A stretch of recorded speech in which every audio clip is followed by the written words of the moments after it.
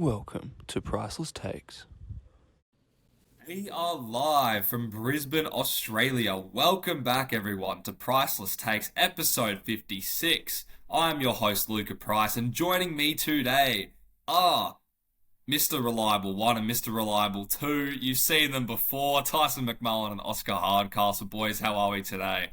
Very good, Very well, you. thank you. Very well, very well. Listen, gents, we have a lot to talk about because the NBA playoffs are heating up. The last time we had our episode were our round one predictions. Since then, we've had a mini episode halfway through round one, but the end of round one has happened and we are moving on to round two.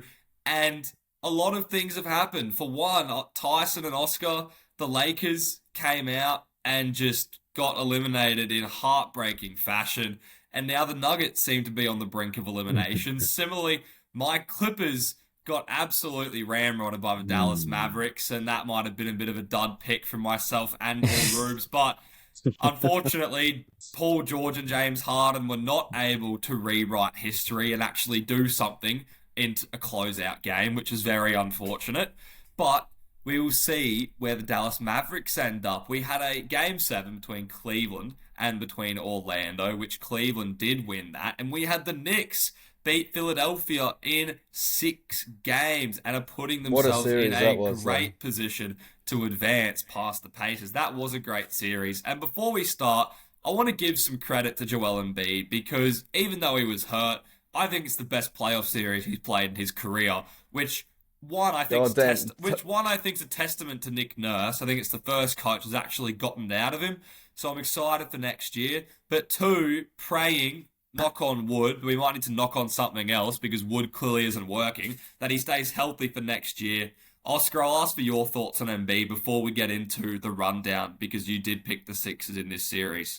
First of all, it was a fantastic series that had absolutely everything that you'd want in a playoff series, and Joel Embiid, even though he had a few down games, he overall played well. But I think the hero of that Philadelphia team needs to be named, and his name is Tyrese Maxey. He had a hell of a series, clutched up in whatever game it was, hitting back-to-back threes, game 5 and 1-3, and then one to send it to OT, and then winning that one. So.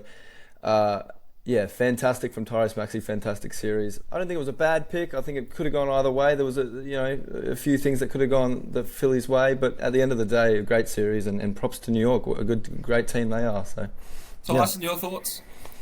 No, it actually was a great series. Obviously, very unfortunate Embiid can't be healthy, It's like, we can't really see what the full potential's like, especially with Maxey there. But phenomenal series by Maxey. Great performance. Just sucks in the game 6. He couldn't really produce. Yeah. I thought he was going to go for even more. I'm not going to lie. Yeah. I thought he was going to go off, but I think next season should be quite interesting. One thing that we could all agree with, I think, though, is that Tobias Harris is that was real. Same points as all of us. Same points as all of us. He is stealing a living. He is stealing a living right now. He is stealing quite a lot of money for doing that. His dad's his agent, and he's cool. Well, Philadelphia will have a max slot open at this offseason, and Tobias Harris will certainly not be getting the money that it is commanding. I will be very surprised if he is on the team next year because it's a similar thing, playoffs after playoffs. But I want to give the Knicks some love because they didn't duck from the smoke. They took the challenge of the 2 seed, knowing that they would play Philly or Miami, okay? And it paid off, okay? And they won. And also, I think that the Knicks just came up clutch when it happened and when they needed to the most. And great series from the Knicks. Basketball seems to be rocking in New York. And I think that, Jalen Brunson, he will now, with this game 1 performance, his 4th consecutive 40-point game in the playoffs, he is on the rise. And I think that needs to be said. But the Knicks, we will talk about in a few moments' time, but we want to travel to the Western Conference where, after Oscar and Tyson's Lakers were eliminated in a cool 5 games by the Denver Nuggets. The defending champs see themselves in a 0-2 hole with the next two games in Minnesota. Minnesota smashed the Nuggets in Game 2, 106-80. All this without Rudy Gobert, who was out. The Nuggets shot 35% from the field, 30% from three, and had 20 turnovers for the game. Cat and Ant-Man had 27 points each, while Ant followed that up from a 43-point performance in Game 1. They both shot 60+% from field goals in this game. Jokic, probably, in my opinion, his worst game of the postseason. He had 16, 16, and 8 on 5 of 13 shooting. And Jamal Murray, his definite worst game of the postseason. 8 points off 3 of 18 field goals, and no Nuggets shot over 50%. Now, here is the factor, boys. 29 teams have gone down 0-2 on their home floor. 24 have lost the series, and 5 have won. Trivia question: do either of you two know who the last team was to do it? I'd say Clippers. It was the Clippers when they came back 0-2 against Dallas in 2019. They came back 0-2 from the Luka Doncic Dallas Mavericks. Tyson, I will throw it over to you. Can the Nuggets come back, or are they cooked? Look, it's a very, very tough situation right now. As we discussed before, with that starting five, only lost two games. And now the home court, which they're known for, absolutely dominating, and was it 5,000 miles above seawater, something like that? I don't know. Yeah, 5,830 feet above sea level, yeah. You're playing great home court advantage, and you're down to the Ant-Man.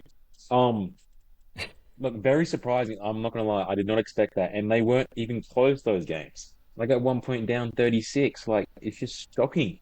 And obviously, a second game without Gobert, I think sometimes it might be a blessing for the Timberwolves because they're able to space that floor a bit more, especially with Naz Reid shooting a very, very good clip from three. 6th man of the year. It's they have a lot of depth. Got great wings, perfect defense. I don't know if you saw that clip of Jamal Murray getting absolutely clammed, pested at half court. That is a nightmare. And I just think that the team has so much momentum, so much motivation, just to keep going. And it's such a young squad. They're so eager to win. It just shows against Denver. And I think at home they should be able to get it done as well. So I think the Timberwolves might clear up this series pretty soon. I think, me and Tyson were talking about this Saturday night or something like this, and we before these last two games from the Timberwolves and Denver, and we were like, the Nuggets look unbeatable. That's what we said. They look unbeatable right now, and the Timberwolves have showed us that they are very much so. They are very much. They're the unbeatable ones. Yeah, They're very much so beatable. But I think that the Timberwolves have been playing perfect defense to this team, and Jamal Murray getting frustrated, throwing the heat pack onto the court, and just they're all looking frustrated out there. They're all looking a bit like down and sluggish. And I think that even when Jokic is struggling to get, not struggling, but struggling more than he has to get shots off and to get his stats that we're so used to.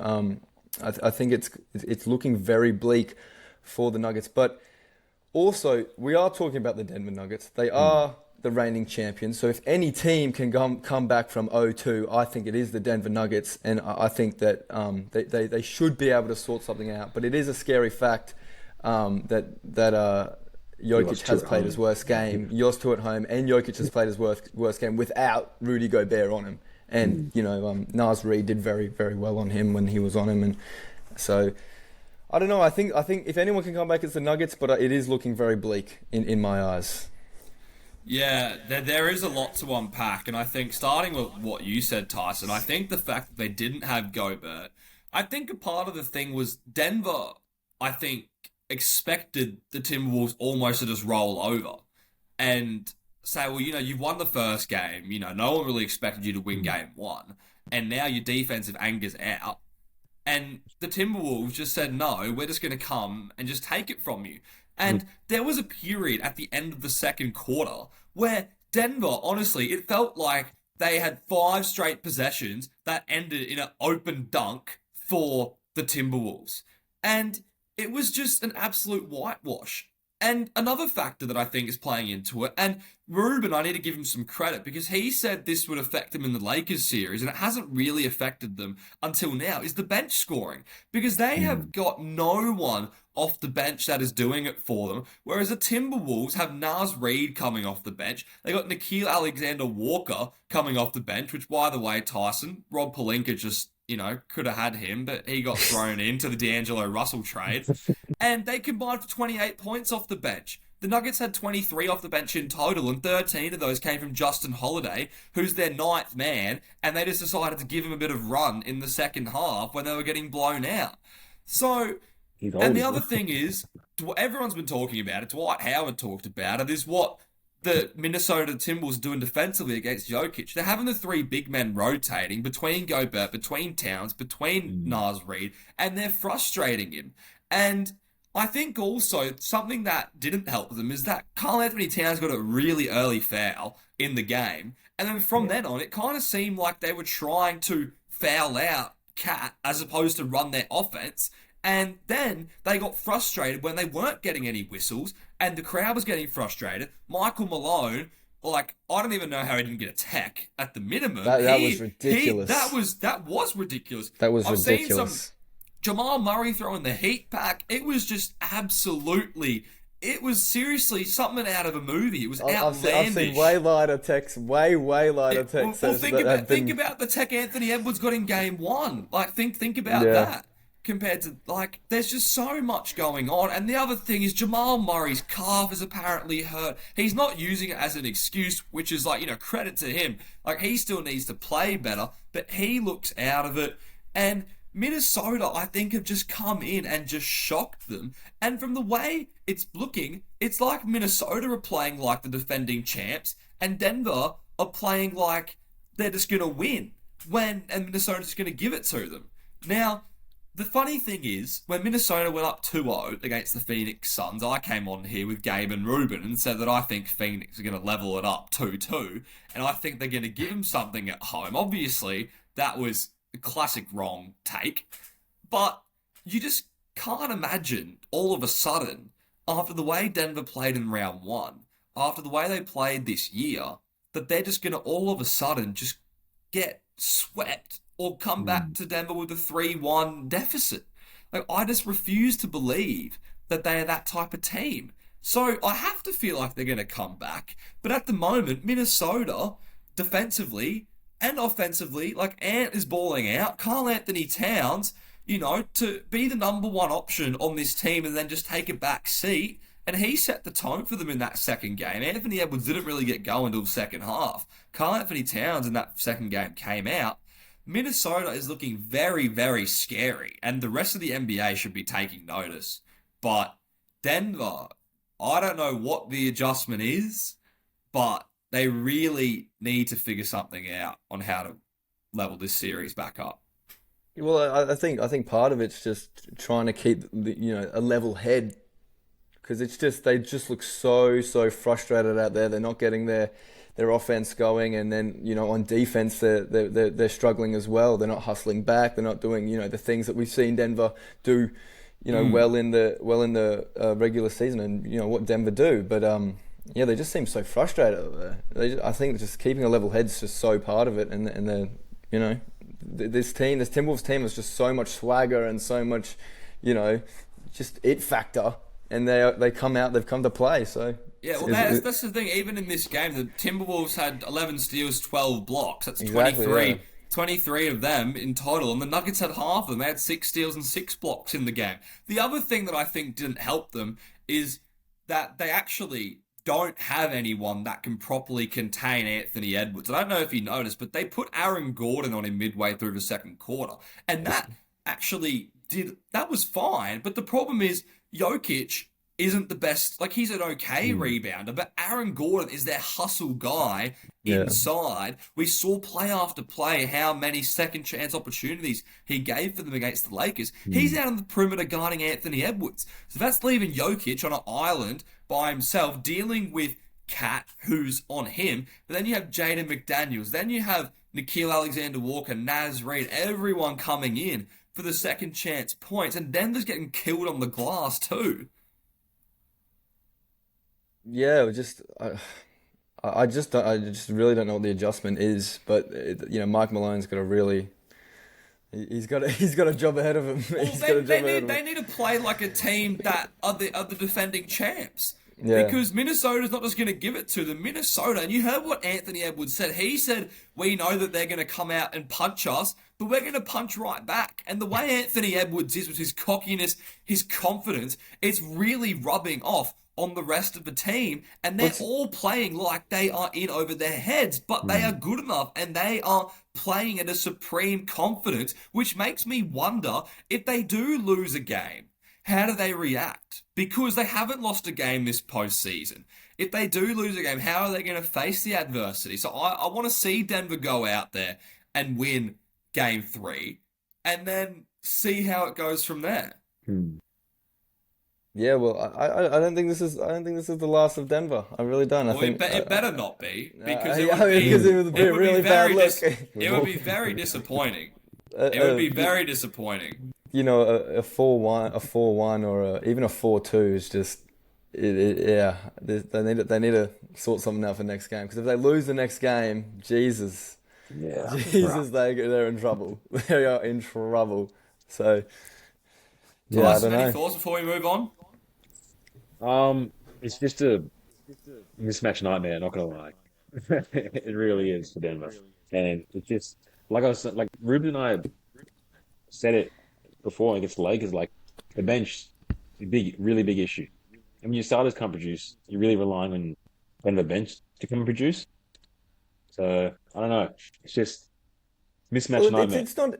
It's not even just the bench either. It's your role players. Like even Michael Porter Jr. was shooting badly, and it's Aaron Gordon. Shooting 55% that's what I'm saying. in the round one. Your starters aren't producing. Like who are you going to rely on? Yeah, exactly. They only have an 8-man rotation or 7, something like that. They keep it small. Yeah, very very short rotation. Yeah, so they have had but it's worked for them, and that's the thing that we're all thinking is even last season Denver never really looked like they were in doubt of losing last season. They were in control, pretty much. Finished Minnesota off in 5, Phoenix in 6. Lakers in 4, Heat in 5. They cruised through the playoffs last year. They cruised through round 1. And this is the first time in 2 years that they have just been punched in the mouth. And we all know that they're better than that, but it just depends whether they're going to do it. Because I think for the defending champs, it's going to be a pretty bad look if they just sit down. And I don't think they're going to, but it really does make you wonder about the character of this team, because it is the real first time they've faced adversity in the last 2 playoffs. Agreed. They got to fight. They got to fight to win. Well, the thing is also, you say that how they're going to face adversity, but the Timberwolves either. I don't think they're going to back down at all. No, they're not. They're going to ride this high. They smell blood. They're such a cocky team, and they got Anthony Edwards leading that team, so well right now, and he's not looking like he's going to get cold or back down. So I don't know, they are in trouble. But if anyone can do it, it is Denver. That's what I'm saying. Yeah, I agree. Listen, speaking of another team that won't back down, the New York Knicks, guys. The Knicks take Game 1, 121-117 against the Pacers. Brunson with his 4th straight 40-point game. Hart and DiVincenzo combined for 49 points. On the other side, Halliburton, 6 points on 6 field goals attempted. Not a good game for him. Turner had 23, 8 of 16 shooting, while Siakam had 19. The Pacers were 2-1 against the Knicks in the regular season. Oscar, you picked the Pacers to win this series. I hope it was not out of spite because the Knicks beat Philadelphia and you genuinely believe Indiana can win, because I don't. But how do the Pacers go about beating the Knicks in this series? What do they have to do? And do they win game 2? They weren't. They came to New York and they came to play. The Pacers were up a lot of that game, and I think they played very, very well.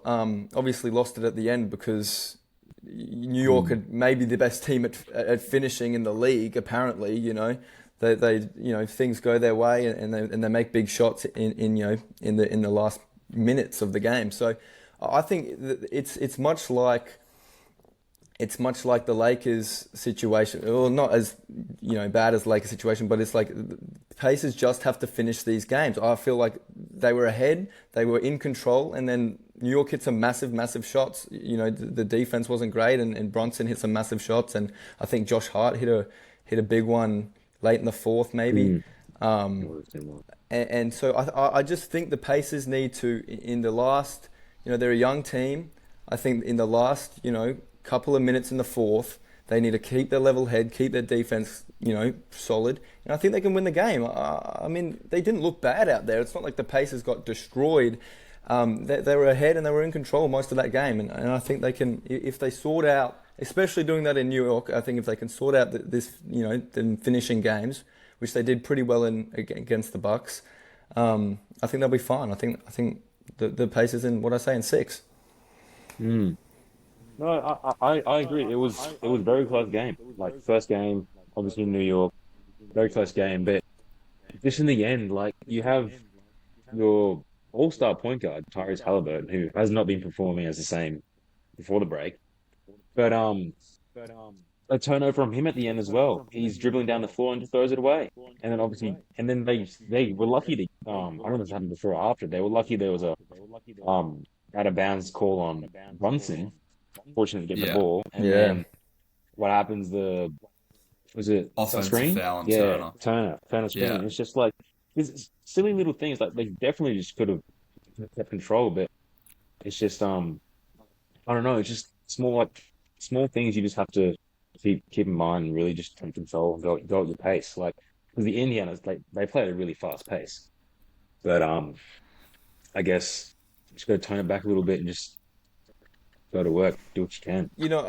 I think one of the big factors is going to be, as you said, Tyrese Halliburton. I think he needs to, lock back in, start shooting, because it looks like he's not even trying to shoot out there. He's just trying to facilitate and he's just trying to pass the ball, and which is good. But when you're supposed to be that guy on this team, which you have been, which you had been most of the season. And I know he's a pass-first guy, but he was really scoring. He can score. He can score the ball, especially when he's open. He's coming down the lane. Could do a little floater over the top, and he passes out to the wing. It doesn't look like he's there to score, which I think is hurting the team. And I know Miles Turner is cooking. He had, what was it, 23 points or something, and then Pascal in the last series was balling, and he ended up with 19 this game. So I think that it is up to Tyrese to play make, but also look to score as you had been doing before the break. And I know he took a step back, but it's the playoffs now. No mucking around. He's got to lock back in, and they can definitely win these games if he can start cooking again. So. Yeah, well, we know Halliburton has it in him because we've seen him do it. And he's named to the US team. And this is the other thing. And this is the other thing with Jamal Murray and his health. He seems to have never been the same after returning from his injury. But I agree with you, Oscar. Even in the clutch moments, I saw Tyrese Halliburton hit a game winner in overtime in Game 4 against the Milwaukee Bucks, and he is very capable. And that's why when the Knicks had a foolish turnover at the end of this game, and I saw Tyrese Halliburton coming down with the ball, I was thinking, I was biting my nails. I was thinking, we've seen this movie before against the Bucks, and it was, they challenged the call on the offensive foul. You don't really like to see that call late in games, but they said it was an offensive foul.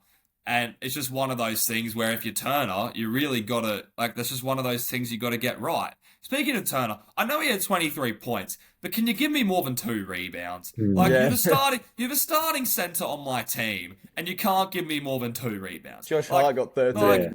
yeah, exactly. Like, seriously. Oh, man. To be fair to him, annoyed me. he has been spacing the floor a lot more.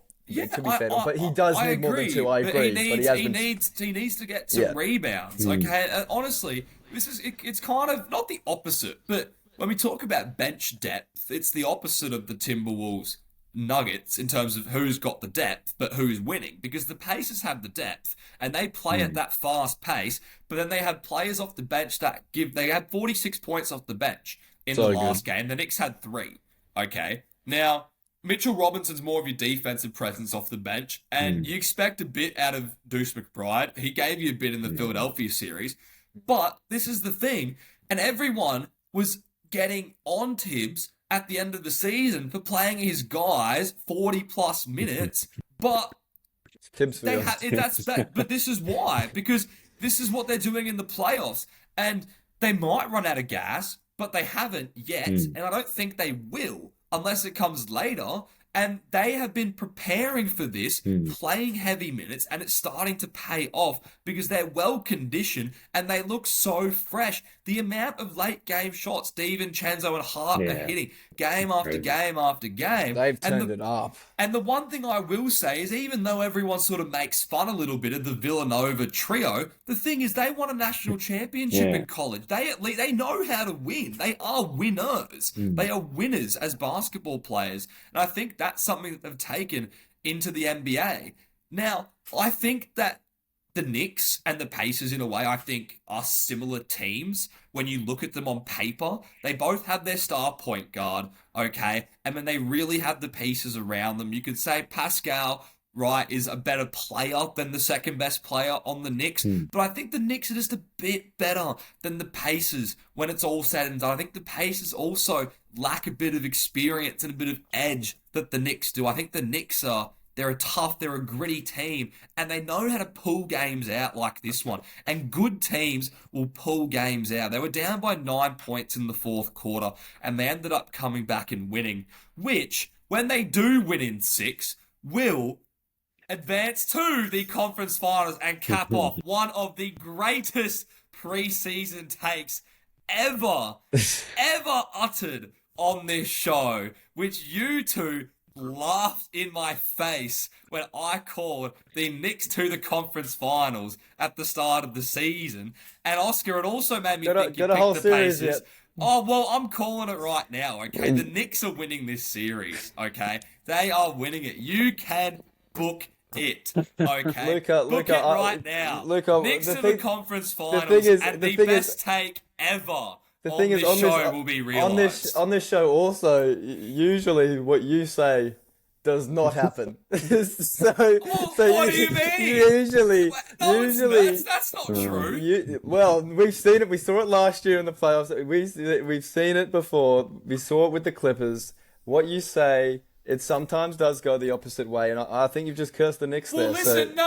Listen, I like my future takes. That's normally where it normally, comes out because I saw it coming. Maybe you should have brought it up after that. Maybe you should have brought it up after the series. You brought it up a bit earlier. That's how confident. They were up by 9. They were up by 9 in the fourth quarter, and the Knicks did come back. Yes, but you've called it way too early. That is how confident I am in the Knicks. The one thing I will say about the Knicks that does scare me, okay, and Oscar, you talked about it as a positive, but I actually view it as a little bit of a negative because it's happened now against Indiana, and they got bailed out by the offensive foul, and it happened against Philadelphia in Game 5. The Knicks are a bit prone in crunch time. As good as they are at making big shots, they are a bit prone to making some silly mistakes. And as you get further and further and further in the playoffs, that's something that could be the difference between wins and losses and staying and going home. Now, it worked in their favor in Game 2 against Philadelphia, okay, where Philadelphia made the mistake, but shouldn't have. The refs should have got it better. Besides the point, the Knicks, at the end in Game 5 against Philadelphia, they should have won. They're up by 6 points with 28 seconds to go. They give a 4-point play to Tyrese Maxey. They miss a free throw with Josh Hart. They don't foul Tyrese Maxey, making him pull up from the logo, and they go to Philadelphia for Game 6. Now, granted, they did win that Game 6, but even last night, Jalen Brunson was trapped. He tried to be sneaky and throw it on Tyrese Halliburton, who, when the ball hit him in midair, he wasn't out of bounds. Brunson was, and they got bailed out. Yeah. But that's something that I look at happen that's their last 3 games now, when you think about it. 2 silly mistakes in games. And I think the Knicks, once they are ahead from making their big shots, they really need to focus on finishing games out once they are up, because that's the one area that does scare me a little bit, because the good teams like the Minnesotas, like the Denvers, you don't really see those mistakes happen in late game situations when it should be pretty routine. Make your free throws, get out of there with a W. And the thing is also the Pacers have that as well. So I think I agree, but that's the inexperience of both teams in a way. Yeah. So I think, but I'm just saying for the Knicks in the future, if they make it to the future, according to you, Oscar, that's just and for this series, that's just something that does concern me a little bit, because it's happened in multiple games. I mean, now. It concerns me as a person on this podcast, yes, but it as a fan, I am very, very excited for some silly mistakes and some big game changes and big moments to happen. I am very, very excited, because I think the series has a lot in store for us. It definitely does, because it definitely does. Because a little bit of Brunson, Rick Carlisle history as well. Yeah. 2021 series, that's he's true. getting benched 10 minutes for the series. Yeah. I think it's something personal there. Yeah, it might be. It might just be. Another 40 bomb incoming. We'll see. 40 bomb.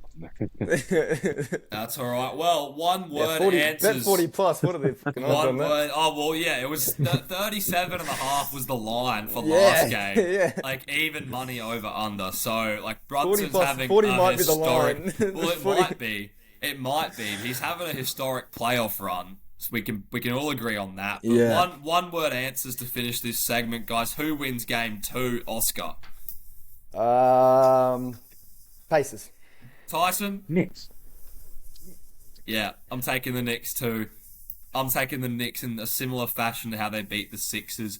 Now, we are going to talk about the next series here, and the Game 1 did happen today between the Mavs and the Thunder. The 1-5 matchup in the West. This really only just happened for us here, but I want to get into more the long term for this series in terms of who's going to win. We do have some split predictions across the panel here, but OKC did blow out the Mavericks in Game 1, winning 117-95. This is the 5th straight. I believe that's a sports bet. 37.5. Is it the line? 37.5 still. Okay. There you go. There you go. It's still 37.5. Well, Thunder win 117-95 over Dallas today. This is the 5th straight Game 1 the Mavericks have lost in the playoffs. So, SGA finishing with 29, 9, and 9.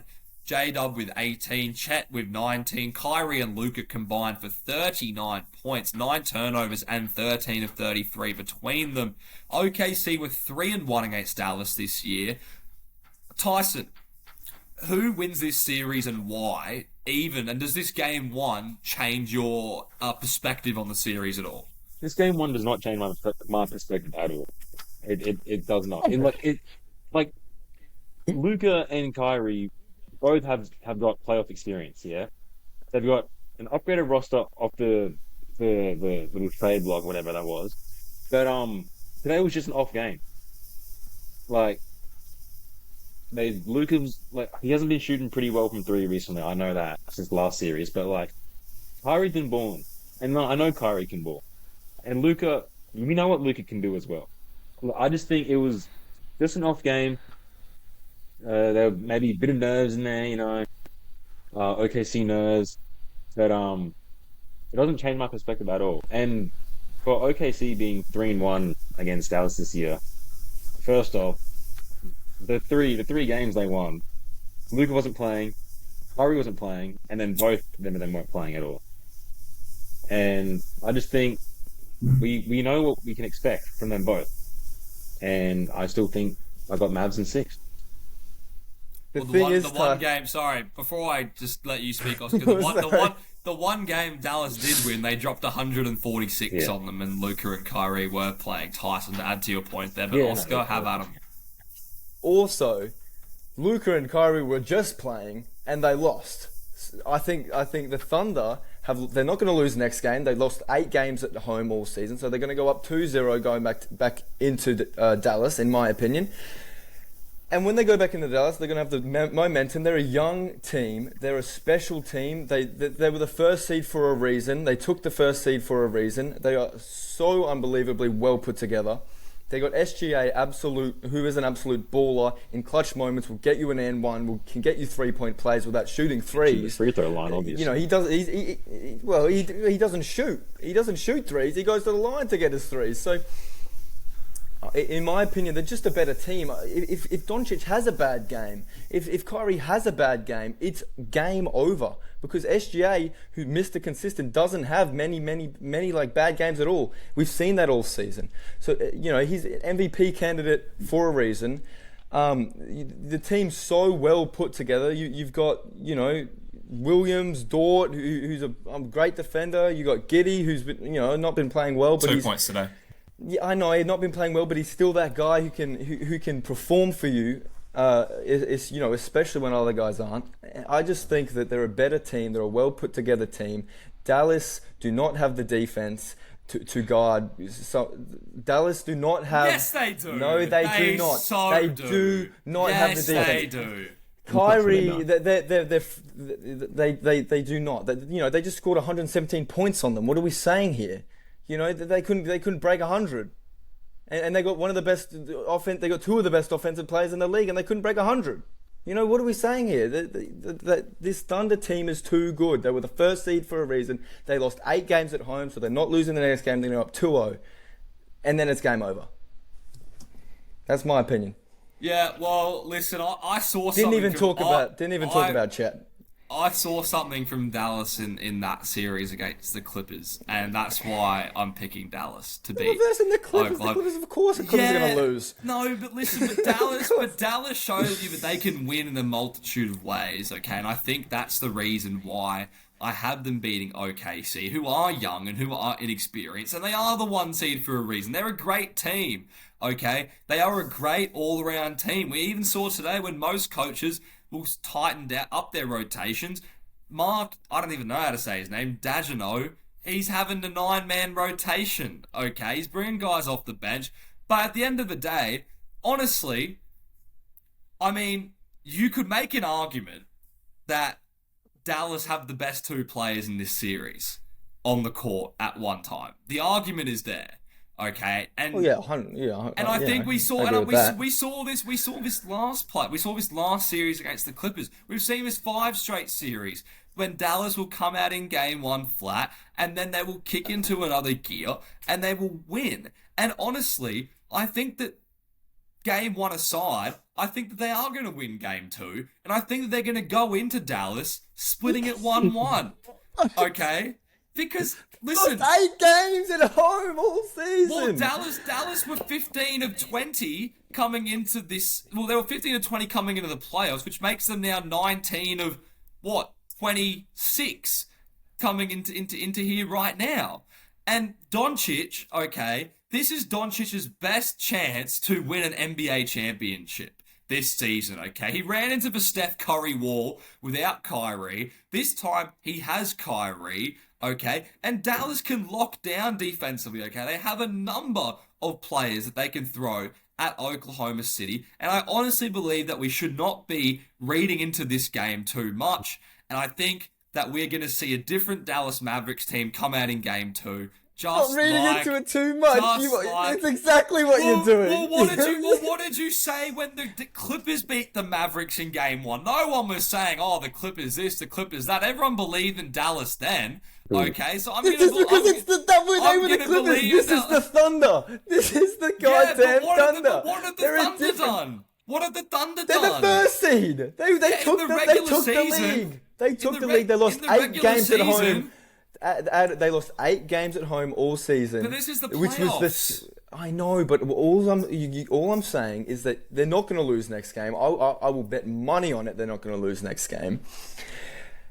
They're too good. They're too good of a team. You know, Doncic and Kyrie both have to perform in this series. No, they don't. That's where yes, you're wrong. do. Because Doncic didn't play that well against the Clippers in that series, and they still got by. And I know it's not the Clippers, but Dallas have the pieces around them that they can make up for Doncic's poor three-point shooting, because in every single second half of the last series, Kyrie just said, okay, I'm just going to play now. And today, it didn't happen, but Kyrie has played 6 great second halves until this game. Okay, so I'm going to take this game as an anomaly for the Dallas Mavericks, as opposed to the 6 games he has played very well against the Clippers. I don't see it. I don't see it. You say they're going to win next game. I just don't see it. There are no statistics backing that. There is nothing backing that but your gut that they're going to win next game. That's it. That's all we got. I saw them do it last series. That's a statistic. Against the goddamn Clippers. It's still a statistic. It still happened. Oh, but this is the OKC Thunder we're talking about here. They are the best team. They are the best team in the West. Are they? Are they really the best team in the West? You think they won the most games? Well, they tied with, it was a 3-way tiebreak, or was it a 2-way tiebreak between them and Denver, and half a game out of Minnesota. I don't think Oklahoma City beats Minnesota in a 7-game series right now. We're not talking about them. We're talking about them and the Mavericks. You said they're the best team in the West. So statistically, they are the best team in the West. That's all I'm saying. Well, you can. They're number 1 for a reason. The Mavericks were number 6 or 5 for a reason, and they're just a better team. They've lost 8 games at home. The number 1 seed does not mean you are the best team. Okay, that might mean you have the most wins, but that does not mean you are the best team. Okay. Maybe they're not the best team. Maybe the Nuggets are. Maybe you can make an argument for all of them. But this is against the Mavericks. This isn't against those other teams. It's against the Mavericks right now, and the Mavericks aren't as good. The Mavericks aren't as good. Well, and then listen, they're not going to lose next game. They're going to go yes, down 2-0. The Mavericks are going to go to Dallas 1-1. They are going to go to Dallas 1-1. Closing out the regular season, 16-2 with that new squad. They had the momentum, go into the Clippers series, take advantage of the Clippers. They just lost. It was an off game. The Thunder also had lots of rest too. The Thunder swept the Pelicans and had a week and a half off, and Dallas, for what it's worth, still had to claw against the Clippers in those games. They didn't sweep them. They still had 6 tough games they had to play. At the end of the day, that doesn't matter. It's, as you said, yes, it's the playoffs. It doesn't matter. It's the playoffs. Yes, you have to show up for every single game. You have to show up for every single. This is the goddamn playoffs. Well, you don't have 82 showed games. Up for the last 5 game ones, and they've been fine. You don't have 82 games to sort it out anymore. It's the playoffs. You show up no matter how many games you played in the last series. You show up to play the best game you can, and they just didn't because they were versing an unbelievable Thunder team that kept them under 100 points. That's what they just did. They kept Luka Doncic this series, to 19 points, 20 points. This series reminds me of when the Clippers in 2019-20 played the Utah Jazz, who were the 1 seed, and the Clippers beat them in 6 games. Because at the end of the day, the older, experienced team is going to beat the young, overachieving team in the regular season, okay? And I'm telling you that's what's going to happen here. They got an MVP candidate on their team, man. So does Dallas, and Dallas have a champion on their team as well in Kyrie Irving. Okay, listen, we do have to move on. Game 2 is in 2 days' time. The next time we do an episode, it'll probably be Game 3 and Game 4, and the series will at least be tied. Maybe Dallas will be up 3-1, who knows. But I want to move on to the Boston Celtics because... something that we can all agree on, I think. It seems that the path to the finals has never been clearer for them, and I don't really want to talk about the Cleveland Cavaliers because, quite frankly, I think that they don't have a chance. The Celtics won by 25 today, but the thing that's surprising me is Derek White all of a sudden being the best player on the team, averaging 29 points, with Tatum averaging 18 and 11, shooting 38% from the field and 27% from 3. No Porzingis for the second round. Are the Celtics a lock for the finals? Oscar Hardcastle. I think they are. I mean, I'm not going to say it's going to be easy against either of the next One two moment. teams, whoever wins. I think if the Knicks win, they're going to make it hard, and I think if the Pacers win, they're also going to make it difficult, and I think they will drop games against both of those teams. But yes, I think they are going to the finals. Yeah, well, considering they're going to verse the Knicks in the next series, it's going to be quite quite interesting because like the Knicks are the Knicks, you know the Knicks, and they have the ability to. But the thing is, like, depending on Porzingis, I can see them maybe dropping a maximum of 2 games. So I don't think it'll be easy, but I think they're pretty destined. I think they're pretty destined for the final. Destined for Yeah. the It's a finals. damn Yeah, good squad. it is. Yeah, with Derek White, all of a sudden, just I don't even know what to say Literally about turning that. into the GOAT. Yeah, we'll go with that. It's just like I don't see how a team, and I won't necessarily say that the Celtics will definitively beat the Knicks in the conference finals, or the Pacers for that matter, just to keep Oscar happy. They definitely will beat the Pacers. I would have to have a think about who I'm taking in the Celtics versus the Knicks. But I said this a couple What? of weeks ago. Well, just because the Celtics A very short and- think. A very short to think about. and I'm not thinking about it right now because I don't definitively know who they're going to play. But Yeah. I would more than likely take the Celtics because I think that they just have the easier path to the finals. But in saying that, I still think they are a fraudulent good team. They are a very good team, but I still think they do not have what it takes to win a championship, which is disappointing because they are so good. You would think that they do. And personally, you guys can say if you agree or not. I think I might have said this in an earlier episode, or maybe at least on the last one with Ruben and Gabe. I don't think the Celtics will beat any team that comes out of the West in the finals. Whether it be Oklahoma, Dallas, Denver, or Minnesota, I don't see the Celtics beating any of them. Oscar, who did No, you no, agree? I 100% You agree. Tyson, what do you 100% agree. think? Look, just going off it's like our previous history, the, Big Jason Tatum guy.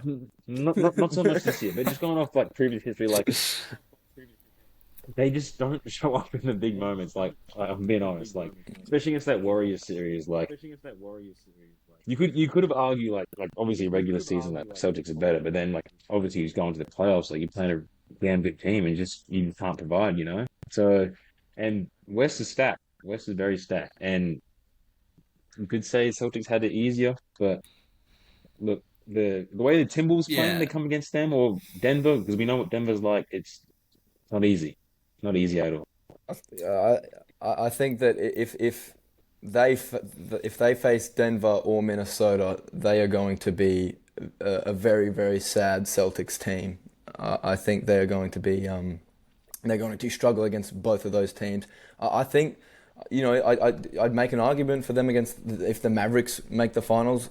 I'd make an argument for that. Even the Thunder, maybe. But at the end of the day, if that West is stacked and the Celtics are going, they as Tyson said, they struggle. They struggle in the finals. They struggle in big moments. Jason Tatum today, he dropped to 18 points. You know, he wasn't looking that flash. So, And You know, that's he- the thing, yeah, with the they That's their seem guy. like they're kind of in cruise control right now. yeah.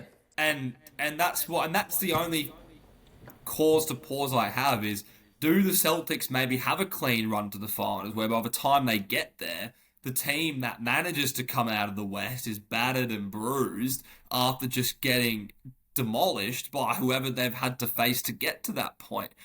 I just don't trust them, and I think that because they are so good, they can like beat really any team in the East. But when I think it comes to the biggest stage, and it's because their best players are the same players that they've had since they went to the finals last. And I don't think that their best players have gotten significantly better since they went to the finals last. And I don't think that Drew Holiday is like really going to come alive in the NBA finals. We saw it happen a couple years ago, but then we saw why Milwaukee released him. And Derek White, I mean, at the end of the day, Derek White is the X factor. Because if Derek White continues to put up these numbers, and if he continues to put up 29 points, which I doubt will happen when Porzingis comes back, but if he does, then maybe they could Maybe they could, but I do not think Derek White. I think that what we're seeing right now is more of an anomaly than what we've seen in the past, where he is more of that glue guy as opposed to the first option on offense. Yeah, well, I think when you said they're in cruise control, they've had, as we've all said, they've had the easiest road till now. Which is the benefit of the one seed. Which is the benefit of the one seed. But at the end of the day, the West, those guys, pretty much all those teams have faced adversity, except the Thunder so far, but have faced adversity. And when they come into, the finals, one of those teams, they're going to know how to, face it, and they know how to face up to it. And the Celtics, I just think, are still going to be in that, as you said, cruise control mode. Still going to be thinking that it's going to be easy or easier, and they're going to drop a few games early, I think. Yeah, agreed. Well, listen, this will be something to monitor. Like I said, I don't really give the Cavs a chance. I think that the Cavs and Celtics, in a way, I think it's similar to the Pacers and the Knicks, except the Celtics are just a lot better than the Cavs. Like they're similar matchup wise, like in a way. Like you have your dynamic. I just think that they match up similarly in terms of like their star players in certain positions, but I just think the Celtics are just so much better at every position than the Cavs are at every position, and that's why the Celtics are just so much better than. I mean, the Cavs are a good team. They've been a pretty good team for a while. I just think they haven't taken that next step at all. Well, I still just think they're a bit soft. Too bright. Yeah, I still just think they're a bit soft. And like I said, they haven't really similar. Like they haven't really changed much since last year. The only thing that's happened is the opponent that's changed. That's what I'm saying. They've just been a decent, pretty good team. They haven't taken that next step, that next level to be at that championship level, like the Celtics, like the Denver, like the your Timberwolves, and I just think they're going to struggle in the finals if they make it past, as you say, the Knicks. Yes, thank you, Oscar, for acknowledging that. Well, that is all we have time for this episode, ladies and gentlemen. That is all for Priceless Takes, episode 56. Oscar, Tyson, thank you for joining me once again. I appreciate the insight. That's all good. Make sure to follow us on our social media. We are at Priceless Takes on Instagram and on TikTok. We post nearly every day clips from the show, as well as polls and other bits of sports entertainment. Links will be in the description for that. Thank you for tuning in to Priceless Takes episode 56. I am your host, Luka Price, and we will see you next time.